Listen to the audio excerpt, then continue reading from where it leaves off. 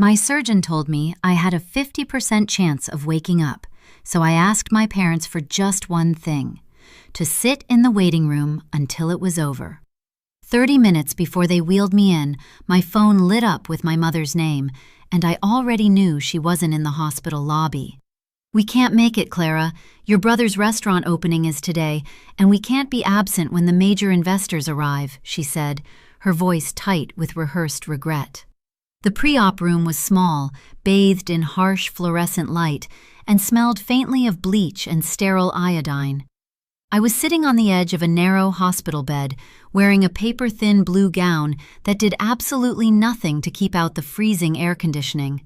There was an IV needle taped to the back of my left hand, dripping clear saline into my veins. Deep inside my skull, a mass was pressing against my temporal lobe. In exactly 30 minutes, a team of doctors was going to cut my head open, and there was a very real, mathematically terrifying possibility that I would never open my eyes again. I held the phone to my ear, listening to the faint buzzing static on the line. "Evan has been working on this restaurant concept for 2 years, my mother continued, her tone rushing slightly, the way someone speaks when they are trying to get an uncomfortable chore over with. "The investors are flying in from New York this morning. We have to be there to greet them, Clara. It's a crucial networking moment. You know how important optics are. It's his entire future." I looked at the heart monitor next to my bed, a steady, green, jagged line moving across the black screen. My future was currently measured in percentages, and the universe was about to flip a coin. "I asked you to come," I said. My voice didn't shake. It just sounded terribly small in the empty room.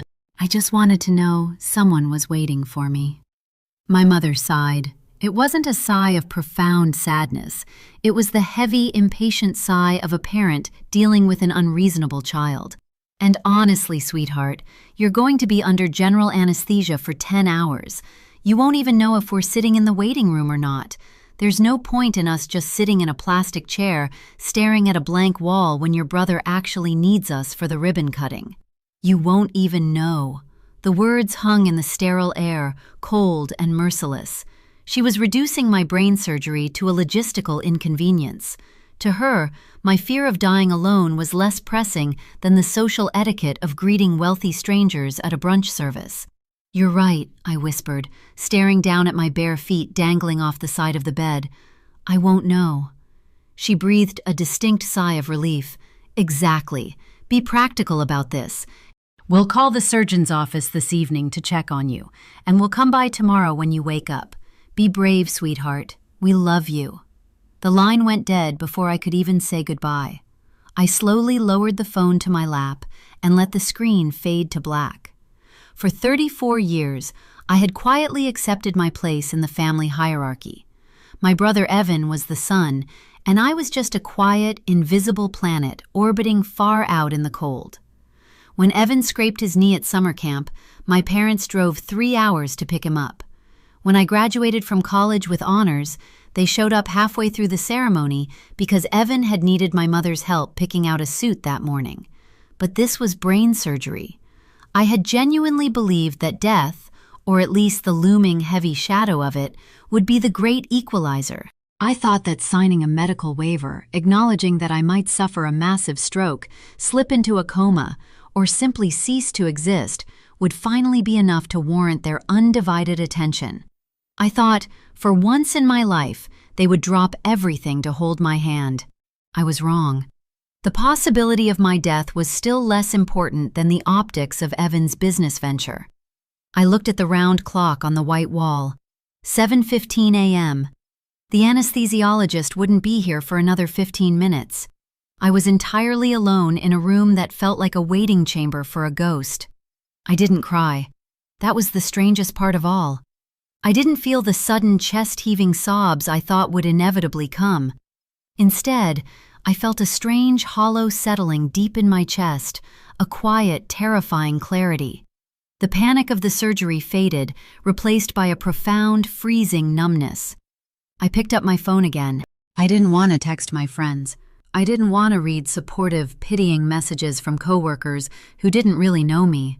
But the absolute silence in the hospital room was too loud, too heavy to bear. I unlocked the screen, my thumb mechanically opening Instagram, just desperately needing to see something, anything that belonged to the normal world outside these walls. The first circle at the top of my feed glowed with a purple ring.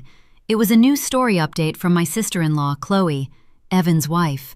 I almost scrolled past it, not wanting to see the major investors my mother had chosen over my life. But my thumb hovered over her name, trembling slightly against the glass screen. I took a slow, deep breath of the iodine-scented air, and I tapped the circle. The video buffered for a fraction of a second before filling my screen with bright, golden morning sunlight. There was no grand restaurant lobby. There were no men in tailored suits, no corporate banners, and absolutely no major investors from New York. It was the back patio of my brother's house. Upbeat acoustic music was playing from a wireless speaker. My sister-in-law, Chloe, was holding the phone, panning the camera across a beautifully arranged outdoor brunch table. There were platters of smoked salmon, fresh pastries, and an imported espresso machine. And there, sitting at the head of the patio table, was my mother. She wasn't dressed in the formal business attire she wore when she was actually trying to impress someone.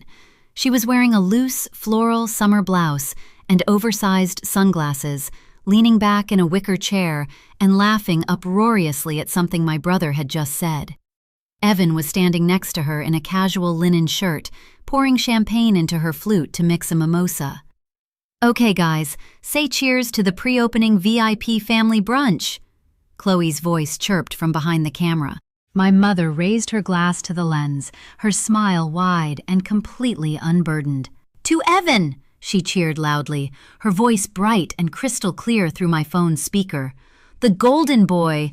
We wouldn't be anywhere else in the world today." I looked at the top left corner of the screen. The timestamp read 7:10 a.m.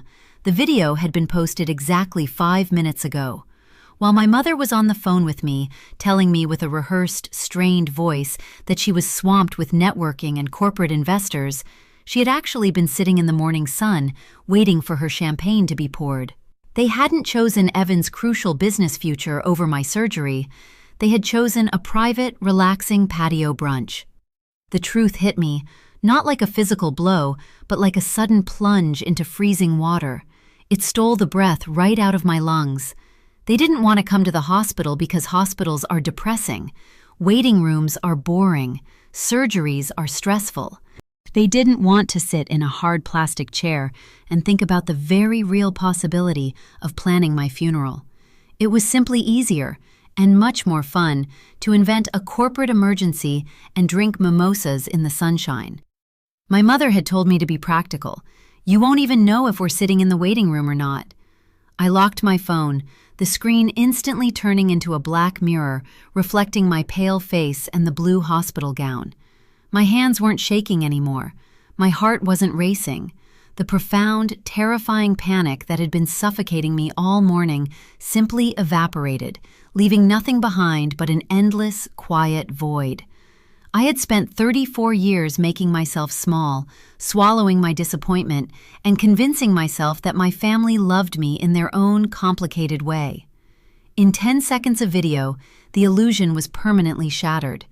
They didn't love me in a complicated way, they just didn't love me enough to be inconvenienced by my death. The heavy wooden door to the pre-op room swung open, breaking the silence. A man in green scrubs and a surgical cap walked in. It was Dr. Eris, my anesthesiologist. He had warm, crinkling eyes and a gentle demeanor. "Good morning, Clara," he said softly, looking at my chart and then checking the IV line taped to my hand. "How are we doing? Your heart rate actually just dropped. Are you feeling a little calmer?" I looked at the black screen of my phone resting on my lap.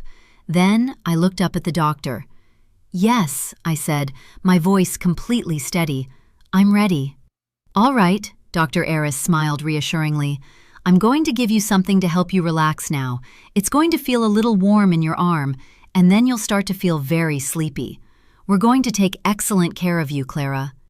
2 nurses entered the room, unlocking the wheels of my bed. As they pushed me out of the small room and into the long, brightly lit hallway leading to the surgical theater, I felt the medication hit my bloodstream.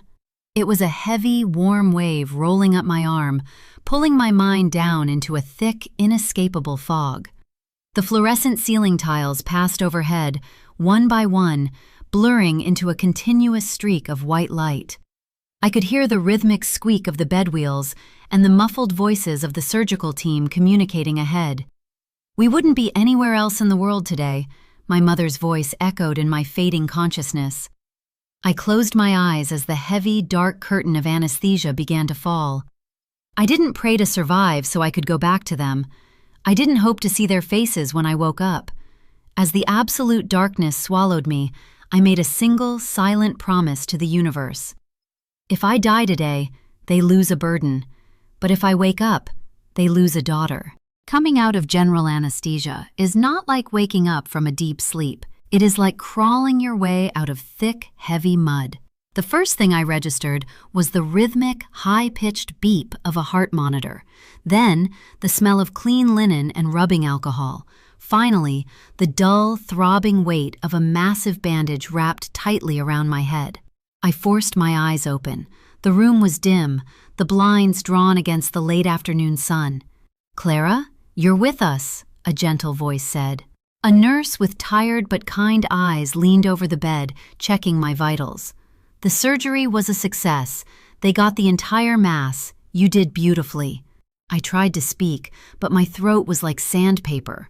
I just blinked, taking a shallow breath, feeling the air fill my lungs. I was alive. I had beaten the coin toss. I was still here. I turned my head slowly, fighting the stiffness in my neck, and looked toward the corner of the recovery room. There was a beige vinyl recliner sitting against the wall, specifically designed for family members to sleep in while keeping watch. It was completely empty. No mother gripping the armrests, no father pacing the floor, just a folded white hospital blanket resting on the seat, completely untouched. The nurse noticed my gaze. Her smile faltered just a fraction, a brief flash of professional sympathy crossing her face. "Do you want me to call anyone for you, Clara? We can let your family know you're awake." "No," I whispered, my voice cracking dryly. "No, thank you." I closed my eyes again, not out of pain, but to let the profound, absolute silence of the room wash over me. The promise I had made to the universe before the anesthesia hit wasn't just a fleeting thought of a terrified woman. It was a contract. I had survived, and the debt was now due. It took 2 days before I had the strength to reach for my phone on the tray table.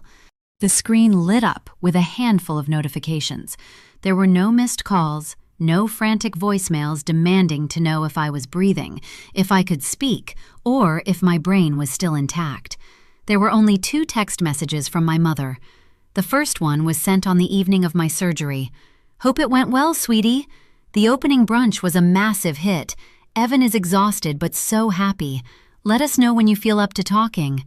The second was from the next morning. "Still busy with the restaurant launch week. Assuming you are resting, call us when they discharge you so we can plan a dinner." I stared at the glowing words. "Hope it went well." She was talking about a craniotomy with a 50% survival rate, the same way someone talks about a routine dental cleaning. I didn't cry. Anger requires expectation, and I simply didn't have any left to give. I didn't type back a passive-aggressive reply. I didn't call to scream at her. I just pressed the power button, turned the phone completely off, and placed it back in the drawer of the bedside table. For the next 4 days, I recovered in absolute isolation. The hospital staff became my entire world. A nurse named Brenda held my hand when I took my first dizzy, terrifying steps down the hallway. A physical therapist celebrated with me when I successfully passed my neurological exams. They showed me more genuine care in 96 hours than my own blood relatives had shown me in 34 years. On Thursday morning, the surgeon cleared me to go home. I changed slowly into the sweatpants and loose sweater I had brought with me. When I walked up to the nurse's station to sign my discharge papers, Brenda looked at me with a slight frown. "Clara, the protocol says you need a responsible adult to drive you home," she said gently. "Is someone coming to pick you up?" "I've already ordered a private medical transport car," I lied smoothly. "They're waiting at the main entrance." She hesitated but handed me the clipboard. I signed my name, thanked her for everything, and walked out of the sliding glass doors of the hospital. The winter air hit my face, sharp, freezing, and incredibly grounding. I called a regular cab, gave the driver my address, and watched the hospital disappear behind me. When I unlocked the door to my apartment, it smelled faintly of old coffee and dust. It looked exactly the same as I had left it on the morning of the surgery, but I felt like a stranger standing in someone else's life. I didn't sit down on the couch to rest. I walked straight into the kitchen, opened the utility drawer, and pulled out a roll of packing tape and a stack of flattened cardboard boxes. I didn't need to plan a dinner with them. I just needed to pack. I had packed exactly 3 cardboard boxes when my phone vibrated on the kitchen counter. My mother's name flashed on the screen. I almost didn't answer, but a strange, cold curiosity compelled me to pick it up. "Clara!" she gasped. Her voice was frantic, not with concern for my health, but with sheer panic. "Thank God your phone is on. You need to put on a nice dress and get a cab to Evan's restaurant right now." "Why?" I asked flatly, staring at the packing tape in my hand.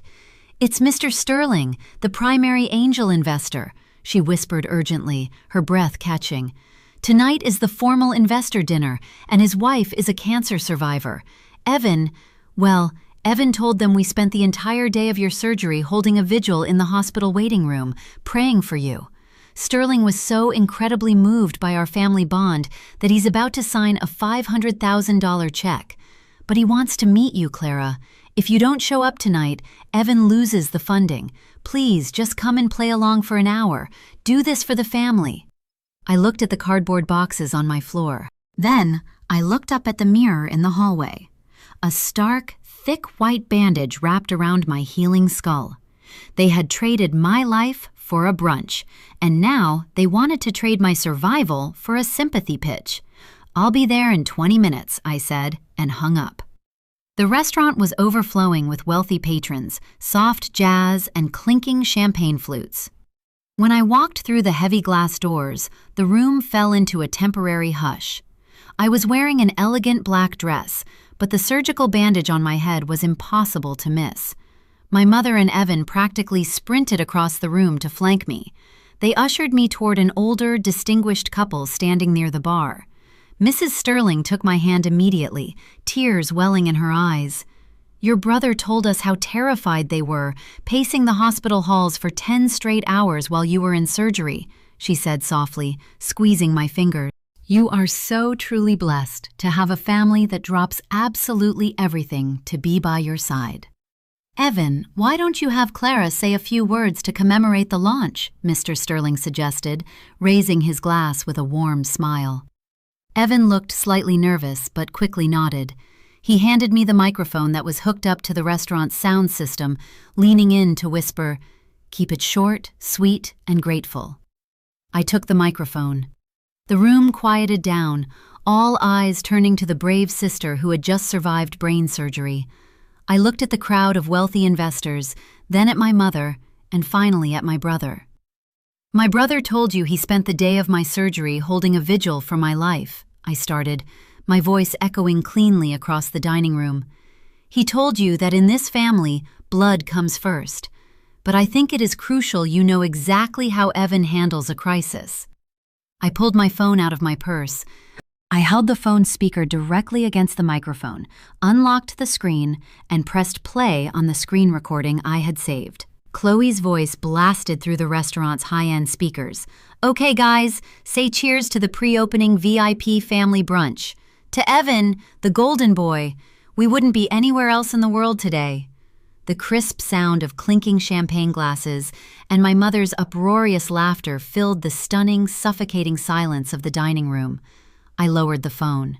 That video was recorded and posted on Instagram exactly 5 minutes before a surgeon cut my skull open to remove a tumor, I said into the dead quiet. They weren't in a waiting room. They were on a private patio drinking mimosas because my potential death was an inconvenience to their brunch schedule. I turned to look directly at Mr. Sterling. "Do not invest a single dollar with a man who uses his sister's brain surgery as a prop to manipulate you." The silence that followed was absolute.